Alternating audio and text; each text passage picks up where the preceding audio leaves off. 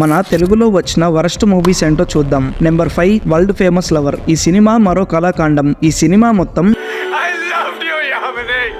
తప్ప ఇంకేమీ ఉండదు. Number 4 agent. లిటరలీ ఈ సినిమా కోసం అఖిల్ 2 years వేస్ట్ చేశాడని చెప్పాలి. 2 years వేస్ట్ చేసి ఈ సినిమా తీస్తే ఆడియన్స్ మాత్రం 3 hours సాహసం చేసి ఈ సినిమాని చూశారు. సినిమా మొత్తం నో లాజిక్స్ ఓన్లీ మ్యాజిక్స్ అన్నట్టు ఉంటుంది. నెంబర్ 3 టచ్ చేసి చూడు. ఈ సినిమా అంతా outdated script. Ravi Teja career లోనే చేసిన వరస్ట్ అటెంప్ట్ ఇది. నెంబర్ 2 స్కంద.